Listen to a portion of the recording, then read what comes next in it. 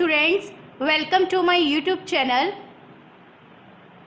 तो बच्चों, आज हम पढ़ने जा रहे हैं सिग्निफिकेंट फिगर्स के बारे में। तो सिग्निफिकेंट फिगर्स को पढ़ने से पहले, अंडरस्टैंड करने से पहले हम क्या साइंटिफिक नोटेशन को देख लेते हैं कि साइंटिफिक नोटेशन क्या चीज़ है।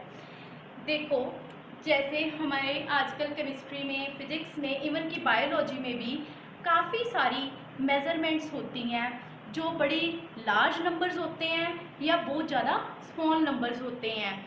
जैसे सेल का साइज़ हमने देखना है, फाइंड आउट करना है, या कैपिलरी का साइज़ फाइंड आउट करना है, तो वहाँ पे या तो उनकी बहुत ज़्यादा लार्ज नंबर्स में वैल्यू होती है या बहुत ज़्यादा स्मॉल वैल्यू होती है, तो जो कि हमें याद रखनी और लिखनी मुश्किल होती है।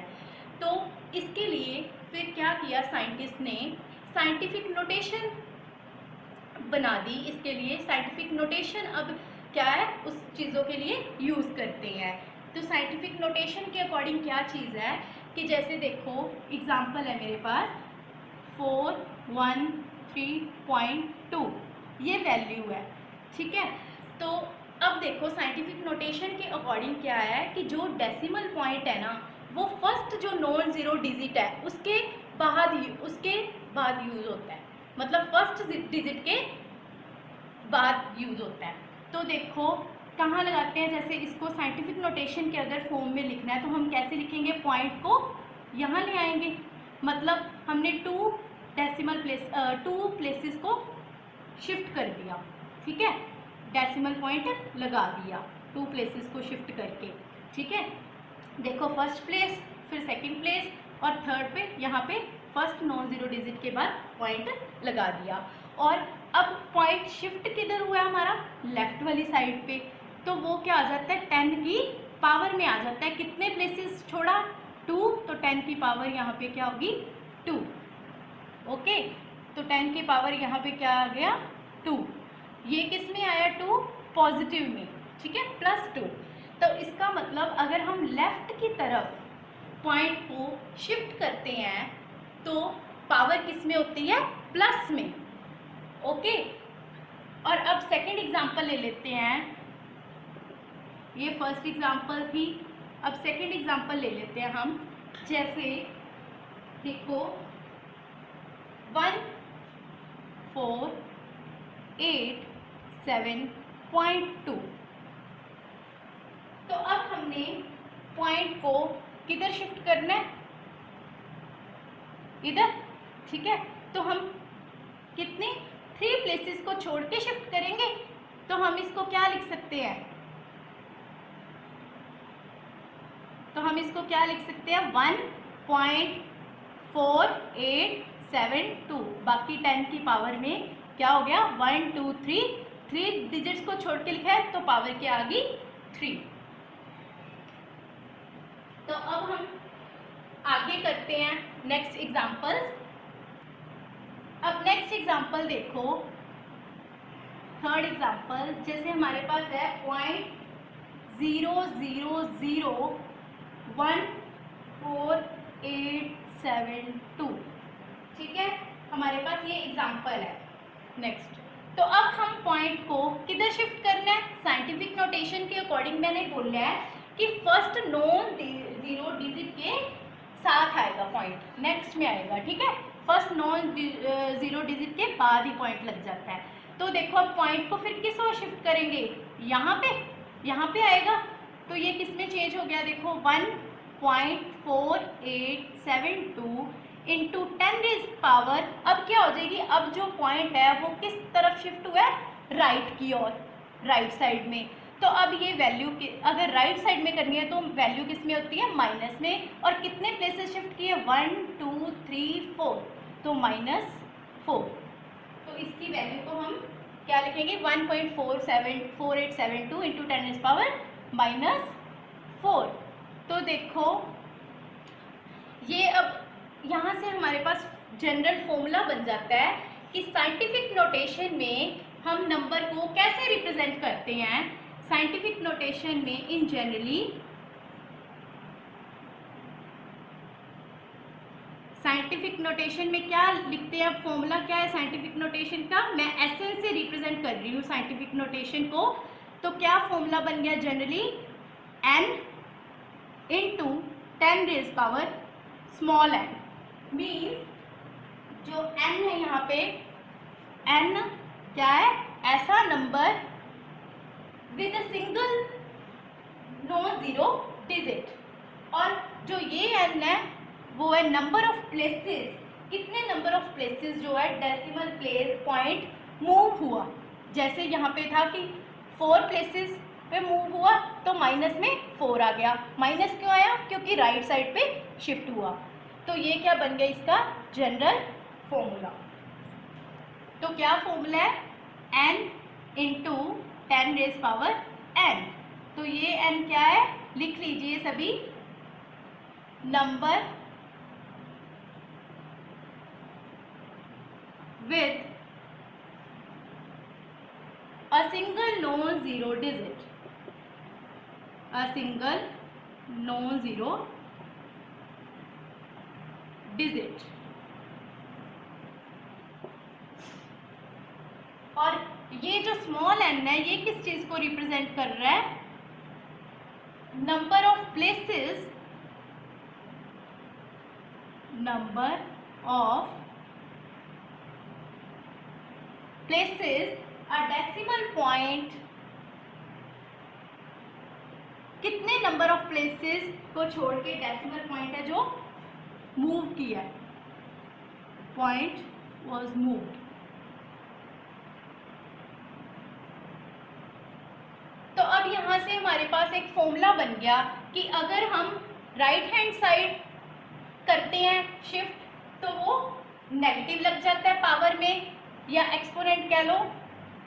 अगर लेफ्ट हैंड साइड मूव करते हैं तो साइन क्या आता है, 10 की पावर में क्या आता है, प्लस। रूल लिखो,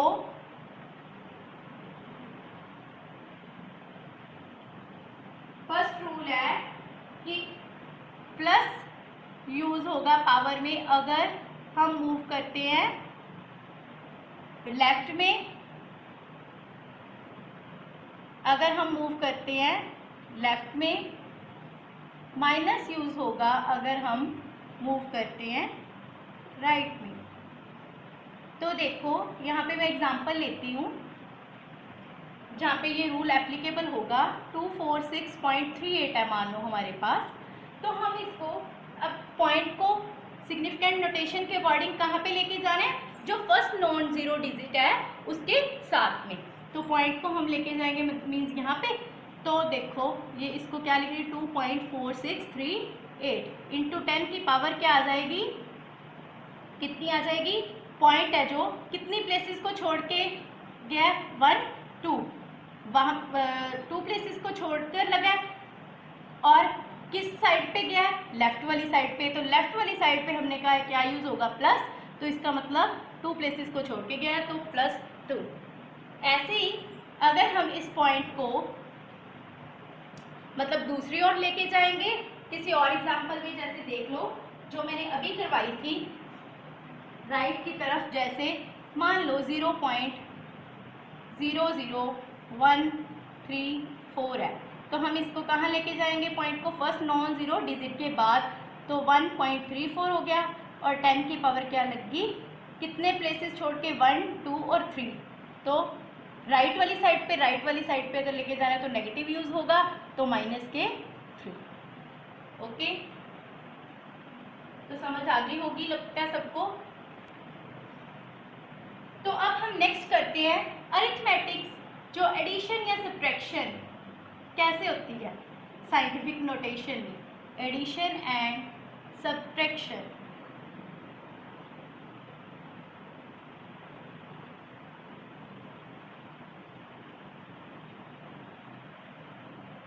तो ये कैसे होती है, देखो अगर हमने कोई भी दो नंबर्स को ऐड करना है, जैसे एग्जांपल लेते हैं हम 4.236 इंटू में है 10⁻⁴, और साथ में कौन सी ऐड करनी है, सेकंड वैल्यू है जो ऐड करनी है हमने उसमें, वो है 3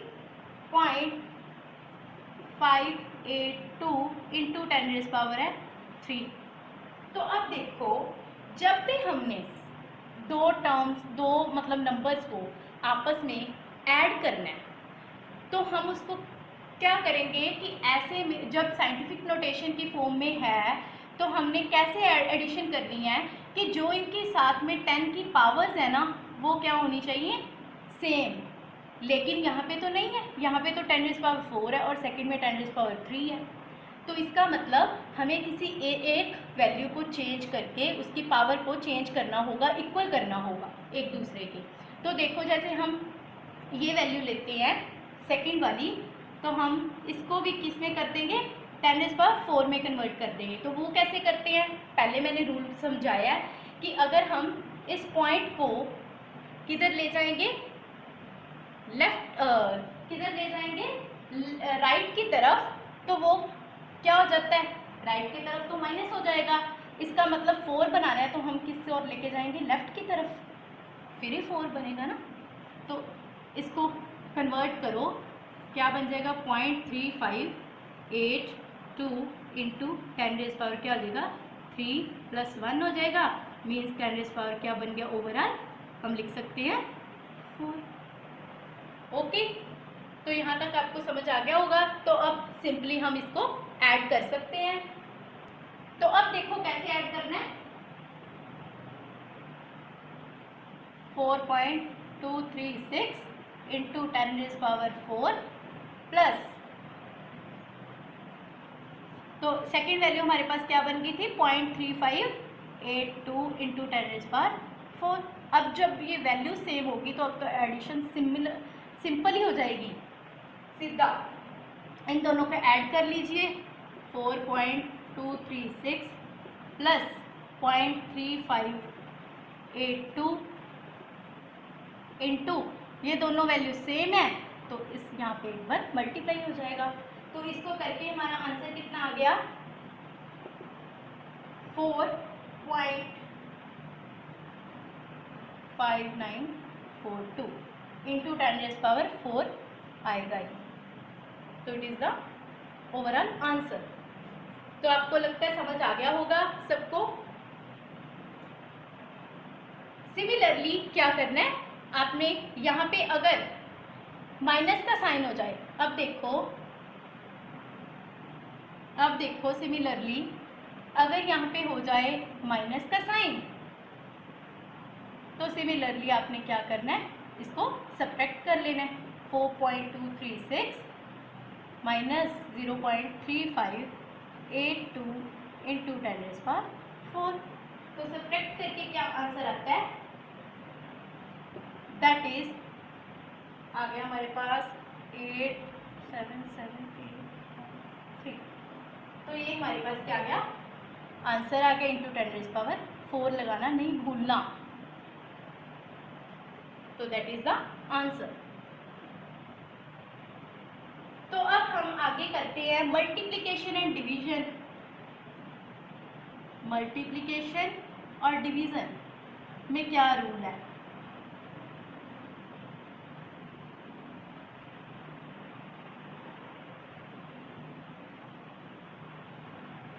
तो देखो मल्टीप्लिकेशन और डिवीजन में क्या रूल है हमारा, आपको पहले रूल्स तो पता ही होंगे, आपने पहले भी छोटी क्लासेस में भी 9-10 तक पढ़ा है ये चीज़। तो देखो, अगर तो जैसे मान लो मेरे पास है a की पावर में x इंटू a की पावर में y है, तो इसका रूल क्या होता है कि a की पावर, बेस अगर सेम हो तो पावर्स क्या कर जाती हैं, ऐड। तो बेस सेम है तो पावर्स क्या हो जाएंगी, ऐड। तो ये इसका आंसर होगा a की पावर x प्लस y। अब हम एग्जांपल ले लेते हैं। देखो जैसे है 2.4 इंटू 10⁻⁴, एक वैल्यू हमारे पास ये है, इंटू 5.6 इंटू 10⁻⁴। यहाँ पे 5 कर लो, यहाँ पे क्या कर लो, 5 10⁻⁵। इसके 3 है और इसके 10⁻⁵ है। तो अब देखो इसमें क्या रूल है कि इन दोनों को फिगर्स आपस में मल्टीप्लाई कर दो और बाहर देखो अब 10 की पावर यहाँ पे बेस सेम है इसकी, तो पावर्स क्या हो जाएंगी ऐड, तो पावर्स क्या है 3 + 5, तो इसको मल्टीप्लाई करो, क्या आंसर आया हमारे पास 13.44 इंटू 10 पावर क्या होगी 5 + 3 8, दैट इज द आंसर। तो लगता है आपको समझ आ गई होगी यहाँ तक। अगर आपको कोई भी डाउट हो तो आप कमेंट बॉक्स में डाल सकते हो, मैं आपके डाउट्स जरूर क्लियर करूंगी। तो सेकेंड रूल है जो डिवीजन मेथड का, तो डिवीजन मेथड में क्या है, अगर देखो लाइक a की पावर है मान लो x, a की पावर है नीचे y, तो देखो a की पावर क्या हो जाएगा x - y।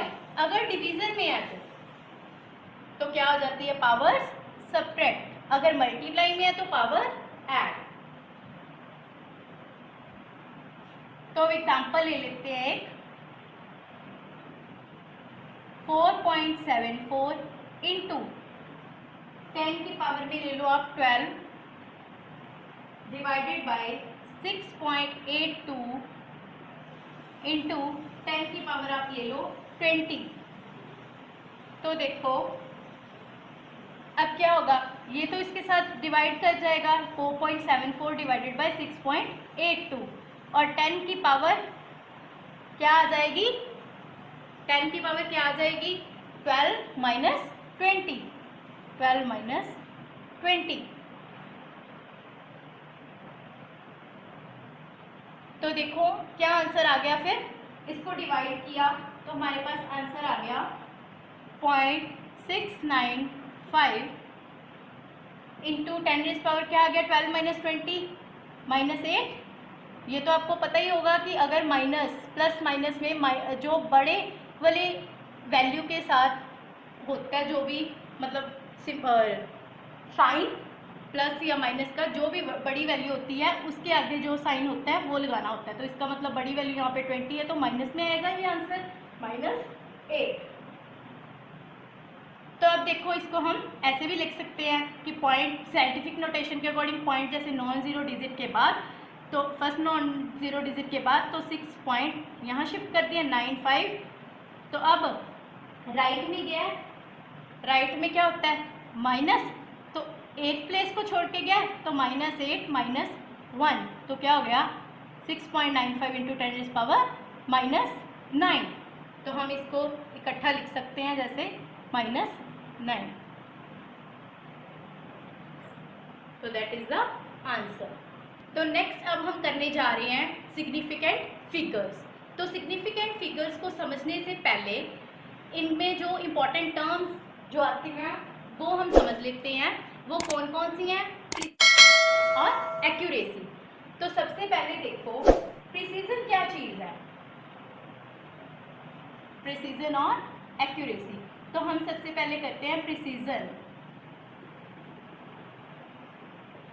तो प्रिसीजन क्या चीज है, देखो प्रिसीजन का मतलब है कि how close the measured values are to each other, कि जो भी मान लो हम कोई एक्सपेरिमेंट करते हैं, ठीक है, तो उसमें देखो जो भी मेजरमेंट्स आई, पहले एक एक्सपेरिमेंट जैसे स्टूडेंट ए है, एक एक्सपेरिमेंट किया, 2-3 स्टूडेंट्स हैं, पहला एक्सपेरिमेंट किया उन्होंने वैल्यूज अपनी नोट डाउन की, फिर सेकंड एक्सपेरिमेंट किया फिर वैल्यूज नोट डाउन की, तो उन वैल्यूज को एक एक स्टूडेंट के वैल्यूज को आपस में कंपेयर करेंगे तो देखेंगे कि कितनी क्लोज है उनकी मेजरमेंट्स।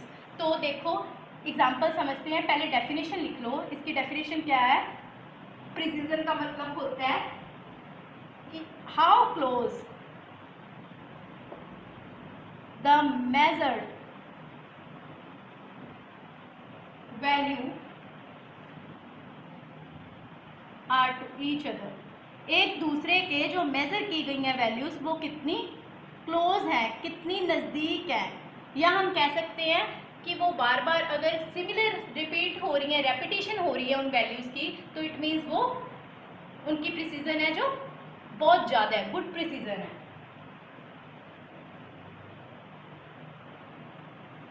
तो जैसे अब हम और सेकंड है एक्यूरेसी। एक्यूरेसी का मतलब है, एक्यूरेसी क्या होती है? एक्यूरेसी का मतलब होता है कि डिग्री ऑफ क्लोजनेस। क्या कहते हैं हम? डिग्री ऑफ क्लोजनेस मीन्स कितना जो एक्सपेरिमेंटल वैल्यू है वो ट्रू वैल्यू के या टारगेट वैल्यू के कितनी क्लोज है, कितनी नजदीक है। डिग्री ऑफ क्लोजनेस बोलते हैं हम इसे,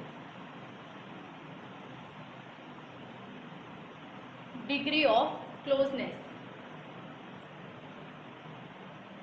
मीन्स जो भी हमारी टारगेट वैल्यू है और जो एक्सपेरिमेंटल वैल्यू हमारी आई है वो आपस में कितनी क्लोज है।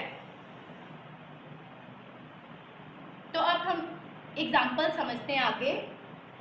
एग्जाम्पल से आपको बहुत अच्छी तरह से समझ आएगा प्रिसीजन और एक्यूरेसी में डिफरेंस है, ठीक है। तो उसमें हमने क्या करना होता है, जैसे उसमें ऐसे राउंड राउंड सर्कल सर्कल होते हैं, जैसे एक अंदर सर्कल, फिर उसके बाद एक और, उसके बाद एक और, उसके बाद एक और, ऐसे काफ़ी सर्कल्स होते हैं, 4-5 ऐसे बने होते हैं। और उसमें हमने इस गेम में क्या करना होता है कि ये जो जैसे हमारी मान लो टारगेट वैल्यू है, ये वाली बीच में सर्कल के सबसे छोटे सर्कल के बीच वाली जो है टारगेट वैल्यू है। तो हमने वहाँ क्या करना होता है उस गेम में, यहाँ पे टारगेट वैल्यू पे क्या करना होता है? शूट करना होता है। तो देखो अब हमने यहाँ पे क्या करना है, एक्यूरेसी और प्रिसीजन में डिफरेंस समझना है। तो वो देखो ये बहुत अच्छे एग्जाम्पल है, यहाँ से आपको इजीली क्लियर हो जाएगा। तो देखो ये जब अब हमारी टारगेट वैल्यू है, मान लो जिसने इस टारगेट वैल्यू पे मारा उतने ही पॉइंट्स, उतनी ज़्यादा पॉइंट्स मिलेंगे, ठीक है। मान लो यहाँ पे 5 पॉइंट्स हैं, यहाँ पे 4 हैं, यहाँ पे 3 मिलेंगे, यहाँ पे 2 मिलेंगे, ऐसे ऐसे करके। तो देखो अब हम डिफरेंस समझते हैं एक्यूरेसी और प्रिसीजन में। तो ये जो टारगेट वैल्यू है, ठीक है, मान लो पहले स्टूडेंट आया, ए स्टूडेंट है, ठीक है, उसने क्या किया, ए कोई स्टूडेंट है तो उसने क्या किया, यहाँ पे मारा, पहले शूट यहाँ पे किया, फिर दूसरी बार उसने फिर यहीं पे किया, तीसरी बार फिर उसने यहीं पे किया, चौथी बार फिर उसने यहीं पे किया। तो इसका मतलब वो क्या कर रहा है, बार बार कि इसी पे ही शूट करी जा रहा है। मीन्स ये जो टारगेट वैल्यू है हमारी उसी के आसपास, उसी के साथ शूट हो रहा है उसका बार बार। तो इसका मतलब उसका बार बार वही सेम जगह पे क्या हो रहा है, रिपीट हो रहा है। तो रेपिटेशन हो रही है, मीन्स जो भी उसकी वैल्यू आएगी वो हर बार सेम ही आ रही है, सेम जगह पे शूट हो रहा है। तो इट मीन्स रेपिटेशन हो रही है, तो मीन्स ये प्रिसाइज है। ये वाला ए स्टूडेंट है जो मीन्स प्रिसाइज है। अब हम यहीं पे देखते हैं एक्यूरेसी, उसकी एक्यूरेसी है या नहीं। अब हमने एक्यूरेसी कहा था कि जो एक्सपेरिमेंटल वैल्यू है वो टारगेट वैल्यू के कितने नज़दीक है।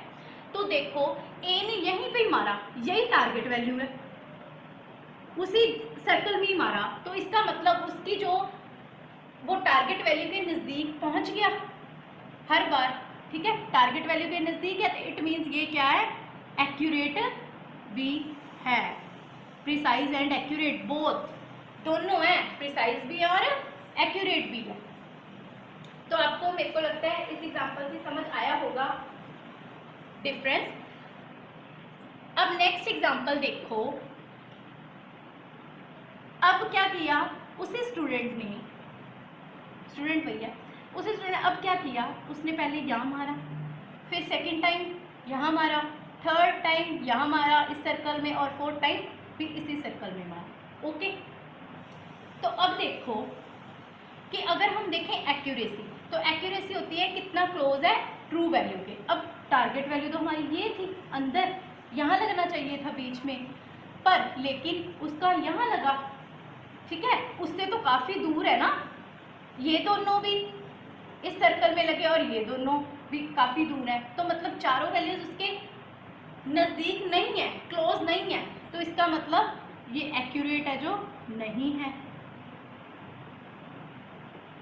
और अगर हम देखें प्रिसाइज तो प्रिसीजन देखें इसकी, तो देखो प्रिसाइज ये है, कैसे है, क्योंकि ये चारों वैल्यूज़ है जो वो आपस में मतलब नज़दीक है, नज़दीकी एक दूसरे के क्लोज है, मतलब ये जो जहाँ जहाँ भी उसने मारा है।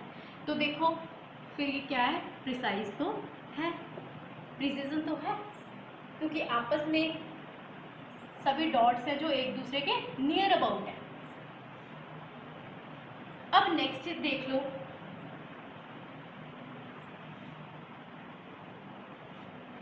इधर हम लिख लेते हैं इसके नीचे नॉट एक्यूरेट बट प्रिसाइज। अब नेक्स्ट देखो,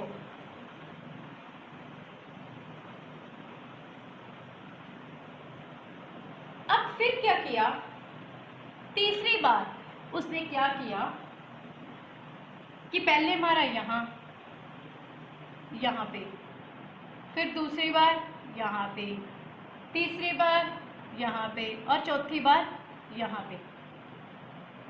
यहाँ पे देखो अब टारगेट क्या था, ये टारगेट के तो नज़दीक ही है, अब तो दूर नहीं है, मतलब उसके नज़दीक ही है, तो मतलब एक्यूरेट तो है, टारगेट वैल्यू के क्लोज है, लेकिन प्रिसाइज है या नहीं ये देखना है अब। बट प्रिसाइज नहीं है, क्यों नहीं है, बिकॉज ये जो मेजरमेंट ये जो है आपस में क्लोज नहीं है, एक दूसरे के नियर अबाउट नहीं है पॉइंट, तो इसीलिए फिर प्रिसाइज नहीं है, बट नॉट प्रिसाइज। तो यहाँ से मेरे को लगता है कि आपको प्रिसीजन और एक्यूरेसी में डिफरेंस है जो वो पता लग गया होगा। लास्ट वन एक और देख लेते हैं, यहाँ लगा, फिर दूसरी बार, तीसरी बार मान लो उसने यहाँ लगा दिया और चौथी बार उसने लगा दिया यहाँ। अब देखो ये ना तो प्रिसाइज है ना ही एक्यूरेट है, क्यों, इसका रीज़न क्या है, अब रीज़न देखते हैं क्या है। नॉट प्रिसाइज क्यों नहीं है, देखो प्रिसीजन क्या होता है, आपस में वैल्यूज का क्लोज होना, तो यहाँ पे डॉट्स देखो, कोई कहाँ पे है, दो इस सर्कल में है, दो इस सर्कल में है, और वो भी आपस में क्लोज नहीं है, तो इसका मतलब प्रिसाइज तो नहीं है। और एक्यूरेसी, ये टारगेट वैल्यू है, यहाँ पे लगना इसके क्लोज है, ये चारों पॉइंट्स इसके क्लोज नहीं है, अलग अलग है, अलग अलग जगह पे, तो ये फिर एक्यूरेट भी नहीं है, क्योंकि ये टारगेट वैल्यू के क्लोज नहीं है। ओके, तो एक्यूरेट प्रिसीजन का मतलब मैंने लिखवा दिया था, एक्यूरेसी का या एक्यूरेट का मतलब क्या है वो लिख लो।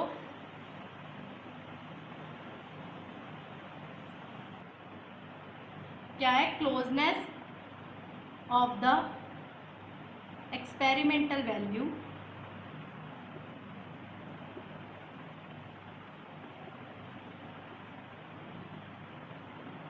To the true value, to the true value. अब सेकेंड एग्जांपल ले लेते हैं कि एक्चुअल लेंथ है जो रूम की, मान लो वो कितनी है, 10.5 मीटर। ओके, तो अब देखो पर्सन ए है और इधर पर्सन बी है, तो उन्होंने मेजरमेंट्स की अलग अलग ने, पहले पर्सन ए ने अपनी मेजरमेंट्स की, तो उसने कौन कौन सी, उसने ली 10.3, फिर 10.4 आई उसकी, फिर आई 10.5, फिर 10.6, 10.7, और अब इसकी एवरेज अगर निकाल लें तो 10.5 आ जाएगी एवरेज, तो एवरेज इसकी कितनी है, 10.5, तो ये क्या है इसकी एवरेज। अगर पर्सन बी की देखें तो उसकी जैसे आई वैल्यूज 10, 10.0, 10.7, 10.9, 11.1, 11.3, तो उसकी अगर एवरेज निकालें तो वो क्या है 10.8 एवरेज। तो अब देखो, अब दोनों में फ़र्क देखो। जो फर्स्ट वाला पर्सन है, ए पर्सन, तो उसकी देखो वैल्यूज़ को अगर हम देखें, पहले 10.3 मतलब हमारी एक्चुअल है, जो ट्रू वैल्यू है या टारगेट वैल्यू बोल दो, वो है 10.5 आनी चाहिए। तो देखो इसकी पर्सन ए ने 10.3, 10.4, 10.5, 10.6, 10.7 ये वैल्यूज़ आई और उसका एवरेज हमारे पास आ गया 10.5। तो देखो ये आपस में जो सारी वैल्यूज़ हैं ये एक दूसरे के क्लोज ही हैं। 10.3 होगी, 10.4 होगी, कोई ज़्यादा फर्क नहीं है, बहुत ज़्यादा क्लोज है एक दूसरे के। तो इसीलिए ये क्या है, पर्सन प्रिसाइज तो है ही, प्रिसाइज तो है ही, क्योंकि वैल्यूज़ आपस में जो मेजरमेंट्स हैं वो क्या है, क्लोज है हर बार। और अगर हम एवरेज को देखें अब 10.5, वो भी अगर हम देखें तो टारगेट वैल्यू के नज़दीक है बिल्कुल, तो इट मीन्स ये एक्यूरेट भी है and accurate also, precise and accurate दोनों है। क्यों है, क्योंकि ये जो एवरेज है देखो 10.5, तो ये टारगेट वैल्यू के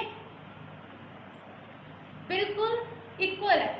10.5 टारगेट वैल्यू थी और 10.5 इसकी एवरेज आई, और प्रिसाइज भी है क्योंकि ये आपस में क्लोज है एक दूसरे के। लेकिन अगर पर्सन बी का हम देखते हैं तो देखो 10.0, 10.7, 10.9, 11.1 और 11.3 ये आपस में इनमें बहुत ज़्यादा डिफरेंस है, एक दूसरे के क्लोज नहीं है, काफ़ी डिफरेंस है, तो प्रिसाइज तो नहीं है, नॉट प्रिसाइज। और एक्यूरेसी अगर हम देखें तो एक्यूरेट भी नहीं है क्योंकि 10.8 बट हमारी टारगेट वैल्यू 10.5 थी, तो नॉट एक्यूरेट, तो एक्यूरेट भी नहीं है। तो मेरे को लगता है अब आपको अच्छी तरह से एक्यूरेसी और प्रिसीजन में डिफरेंस क्लियर हो गया होगा। तो अब देखते हैं सिग्निफिकेंट फिगर्स की फिर डेफिनेशन क्या है। सिग्निफिकेंट फिगर्स की पहले डेफिनेशन लिखो कि सिग्निफिकेंट फिगर्स ऐसे मीनिंगफुल डिजिट्स होते हैं, क्या होते हैं, meaningful digits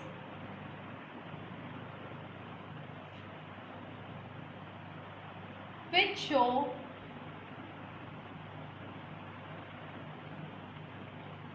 certainty as well uncertainty, certainty as well as uncertainty। तो आपको अब सर्टेनिटी और अनसर्टेनिटी का मीनिंग समझ आएगा एग्जाम्पल को समझ के। आगे समझते हैं कि सिग्निफिकेंट फिगर्स क्या चीज़ है। पहले तो स्क्रीन पे आपको डेफिनेशन दिख रही है उसकी, वो नोट डाउन कर लो, वो समझो और एग्जांपल समझो, उससे आपको अच्छी तरह से सिग्निफिकेंट फिगर के बारे में पता लग जाएगा। देखो आपकी स्क्रीन पे लिखा है meaningful digits which show certainty as well as uncertainty. इसका मतलब क्या हुआ कि सिग्निफिकेंट फिगर्स जो होती हैं वो ऐसी मीनिंगफुल डिजिट्स होते हैं जो सर्टेनिटी भी शो करते हैं और एज वेल एज अनसर्टेनिटी भी शो करते हैं। इसका मतलब क्या है, एग्जाम्पल तो समझो, वहाँ से आपको सर्टेनिटी और अनसर्टेनिटी का मीनिंग भी समझ आएगा और सिग्निफिकेंट फिगर का मीनिंग भी समझ आएगा। हमारी जो पहले तो देखो टारगेट वैल्यू है जो, वो मान लो 2 है, किसी एक्सपेरिमेंट की हमने टारगेट वैल्यू मान लो लेनी है, कोई एक्सपेरिमेंट कर रहे हैं 2। तो 3 स्टूडेंट्स हैं, ए हो गया, बी है, फिर सी। फर्स्ट ने जो पहला एक्सपेरिमेंट किया जब, तो ए ने जो वैल्यू उसकी आई उस एक्सपेरिमेंट में वो आई 1.93, फिर बी की जो वैल्यू आई 1.94 और सी की जो आई वो आई 2.00। जब सेकंड एक्सपेरिमेंट किया तो ए की फिर दोबारा कितनी आई 1.93, बी की आई 2.01 सेकेंड टाइम, जब इसी की मतलब सेकंड दोबारा रीडिंग ली तो सी की आई 2.00। तो अब देखो, तो इस वैल्यूज़ को दोबारा लिख लेते हैं, ए, बी और सी 1.93 था, 1.94, 2.00, इसकी 1.93, सेकंड में 2.01 और 2.00, और हमारी टारगेट वैल्यू क्या थी 2। ठीक है, ट्रू वैल्यू या टारगेट वैल्यू जो है, ट्रू वैल्यू लिख सकते हो या टारगेट वैल्यू लिख सकते हो, वो हमारी कितनी है 2। ओके तो अब देखो, अब सिग्निफिकेंट फिगर्स यहाँ से क्या समझ आती हैं। पहले तो यही देखो कि जो ए वाला है, जो ए वाला स्टूडेंट है, ए स्टूडेंट है, तो उसने पहले क्या लिया, उसकी पहले आई 1.93 और सेकंड बार भी 1.93। इसका मतलब ये प्रिसाइज तो है क्योंकि रिपीट हो रही है बार बार। और अब हमने देखना है कि वो एक्यूरेट है या नहीं, वो देखना है ना कि एक्यूरेट है या नहीं। तो देखो एक्यूरेट ये नहीं है क्योंकि ये जो हमारी टारगेट वैल्यू है उसके क्लोज नहीं है, काफ़ी डिफरेंस है 0.07 का, है ना। तो देखो एक्यूरेट क्या है, ये नहीं है। अब सेकंड में चले, क्योंकि प्रिसीजन और एक्यूरेसी का तो आपको डिफरेंस अब समझ आ ही गया होगा ना। तो अब हम इससे आगे सिग्निफिकेंट फिगर को देखें कैसे समझना है। तो देखो 1.94 इसकी आई और 2.01, ये देखो एक्यूरेट तो है क्योंकि चाहे इसकी पहले वाले एक्सपेरिमेंट में पहली बार नहीं आई रीडिंग, पर सेकंड टाइम तो उसके क्लोज आ गई ना टारगेट वैल्यू के, तो इसका मतलब ये एक्यूरेट तो है। लेकिन प्रिसाइज है या नहीं, प्रिसाइज भी है। बिकॉज एक बात आपने याद रखनी है कि अगर कोई भी वैल्यू एक्यूरेट है तो वो प्रिसाइज होगी ही होगी, लेकिन कोई वैल्यू अगर प्रिसाइज है तो वो जरूरी नहीं कि एक्यूरेट होगी या नहीं, ये बात ध्यान रखनी है आपने। अब इसमें देखो दोनों बारी 2.00 मीन्स टारगेट वैल्यू के तो क्लोज है, एक्यूरेट है। क्यों क्लोज, क्या बिल्कुल इक्वल ही है, 2 ही हमें चाहिए थी, तो एक्यूरेट है, प्रिसाइज भी है। क्यों, क्योंकि ये दोनों सेम क्लोज हैं आपस में, दोनों मेजरमेंट्स, रेपिटेशन हो रही है तो प्रिसाइज भी हैं। अब देखो सिग्निफिकेंट फिगर्स को समझने के लिए, अब देखो कि क्या है।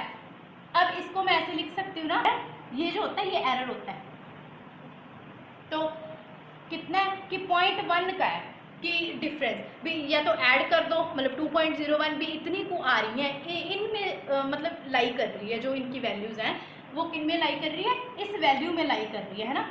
क्योंकि प्लस करो 0.1 तो 2.01, माइनस करो तो 1.99 समथिंग आ जाएगी वैल्यू, मीन्स वो क्लोज ही है ना 1.94 1.93 के क्लोज ही हैं, तो इसलिए इसके बीच बीच में ये जो वैल्यूज हैं ये लाई कर रही हैं इन तीनों स्टूडेंट्स की। तो अब हम यहाँ से समझते हैं कि सिग्निफिकेंट फिगर क्या चीज़ है। देखो कि जो ये है, पहले तो हमने कहा है सिग्निफिकेंट फिगर्स ऐसे मीनिंगफुल डिजिट्स हैं जो शो करते हैं certainty as well as uncertainty. तो अनसर्टेनिटी और सर्टेनिटी ये क्या है और ऐसे डिजिट्स कौन से हैं। देखो 0.1 है जो ये, इसके कारण इसमें क्या आती है चेंज, ठीक है। तो ये क्या होते हैं, इसको हम बोलते हैं जिसके कारण चेंज आती है, तो ये अनसर्टेन, ये क्या है अनसर्टेनिटी। अनसर्टेनिटी मीन्स चेंज आनी, तो क्या चीज़ है ये अनसर्टेनिटी। और ये इसकी वजह से, और चेंज किस में आई, इसमें आई, इसमें ही आई ना। अगर 0.1 ऐड हो रहा है या सब्ट्रैक्ट हो रहा है तो इसको क्या बोल देते हैं अनसर्टेन पोजीशन, क्या बोल देते हैं अनसर्टेन पोजीशन।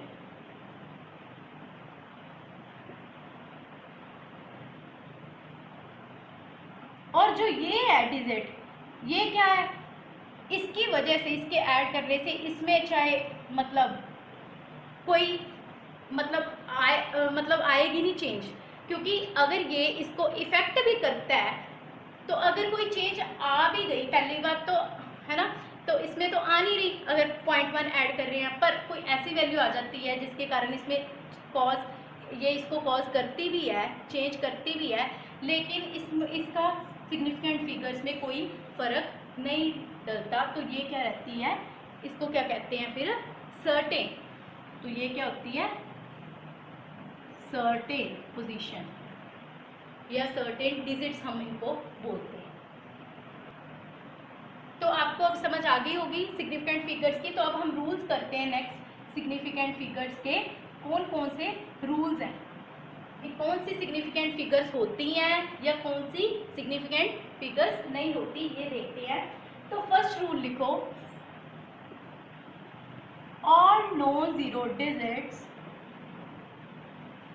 are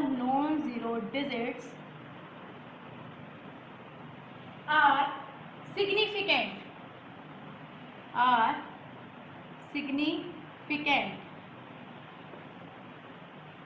मीन्स, इसका मीनिंग समझो कि जो जितने भी कहते हैं नॉन जीरो डिजिट्स होते हैं ना, वो सारे क्या होते हैं, सिग्निफिकेंट होते हैं। क्या होते हैं, सिग्निफिकेंट होते हैं। जैसे एग्जांपल देखो, हमारे पास है 3.312, तो इसमें ये सारे क्या है, नॉन जीरो डिजिट्स है। तो सिग्निफिकेंट फिगर को मैं SF से डिनोट कर रही हूँ, इसका मतलब सिग्निफिकेंट फिगर्स SF से डिनोट कर रही हूँ। तो ये इसमें क्या है, 1 2 3 4, तो कितनी सिग्निफिकेंट फिगर्स होगी, 4, क्योंकि उन्होंने फर्स्ट रूल कहा है कि all non zero digits are significant. तो इसमें सारे क्या है, नॉन जीरो डिजिट्स हैं, तो सारे काउंट होंगे सिग्निफिकेंट फिगर्स में। तो सिग्निफिकेंट फिगर्स कितनी है, 4। सेकेंड एग्जाम्पल हो जाए जैसे 5.4, तो इसमें सिग्निफिकेंट फिगर्स कितनी है, 1 2। तो अब सेकेंड रूल है, कहते हैं zeros between two non zero digits are significant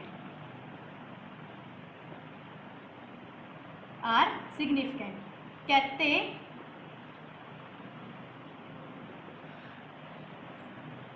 कि जो ऐसी जीरोस जो दो नॉन जीरो डिजिट के बीच आए वो भी क्या होंगी, सिग्निफिकेंट। जैसे एग्जांपल देखो, अब जैसे मान लो हमारे पास है 2.005, ये दोनों क्या है, नॉन जीरो डिजिट्स। तो इसके बीच वाली जो ये है, मीन्स ये भी वो क्या कहते हैं, ये दो जीरोस जो बीच में आएंगे वो क्या है, सिग्निफिकेंट। तो इसका मतलब कितने सिग्निफिकेंट फिगर्स हो गए इसमें, 1 2 3 4।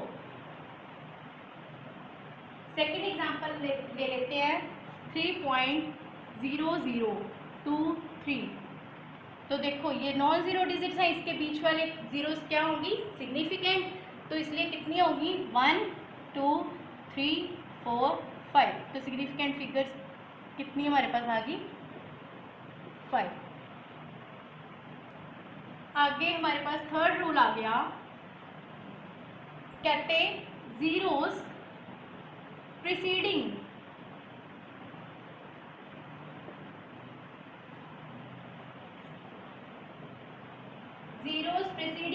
to the first non-zero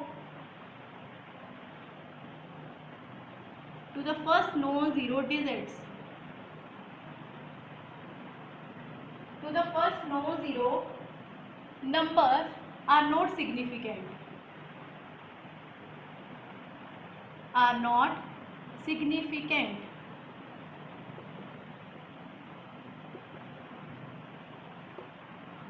जैसे हम एग्जांपल ले लेते हैं,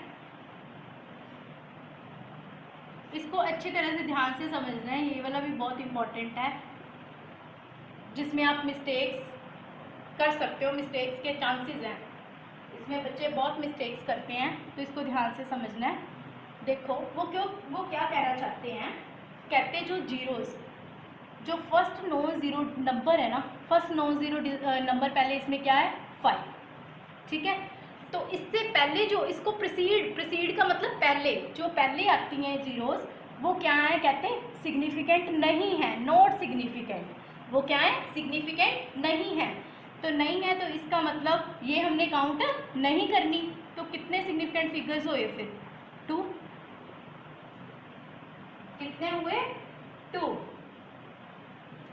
सेकेंड एग्जांपल इसकी जैसे 0.0003, तो इसमें सिग्निफिकेंट फिगर्स बताओ कितने होंगे, इसमें कितने होंगे, 1। ओनली 1। क्यों? क्योंकि ये तो काउंट ही नहीं हो रहे। उन्होंने बोला फर्स्ट 9 जीरो जो नंबर है उससे जो पहले जो भी जीरोज हैं वो सिग्निफिकेंट नहीं होंगी। तो सिग्निफिकेंट फिर कितनी है? ओनली एक ही है, only 1।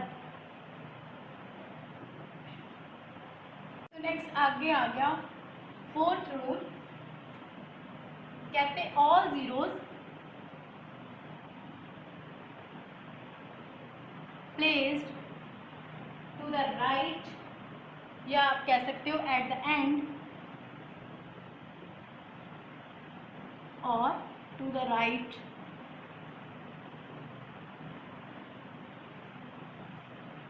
Of a number are significant, of a number are significant, वो क्या होंगी? सिग्निफिकेंट होंगी। तो देखो क्या कह रहे हैं वो, कि कहते सारे जीरोस जो एंड पे हों या किसी भी नंबर के राइट वाली साइड पे हों पर एंड पे हों, ठीक है, तो वो क्या होंगे? सिग्निफिकेंट होंगे, पर प्रोवाइडेड है कि वो राइट साइड पे हों डेसिमल के। अगर डेसिमल के राइट साइड पे, ये प्रोवाइडेड है, मतलब नेसेसरी कंडीशन है इसमें। जैसे एग्जांपल देखो 243.00, देखो क्या है, देखो उन्होंने बोला all zeros placed at the and, मतलब एंड पे और राइट वाली साइड पे हो नंबर के राइट साइड पे है, वो क्या होंगी? सिग्निफिकेंट, बट प्रोवाइडेड है साथ में कि वो राइट साइड पे होने चाहिए डेसिमल के। तो डेसिमल ये रहा, इसके राइट साइड पे है, तो इसका मतलब ये क्या है? सिग्निफिकेंट। तो कितनी होगी? 1 2 3 4 5। तो इसकी सिग्निफिकेंट फिगर्स हैं जो, वो कितनी होगी? 5।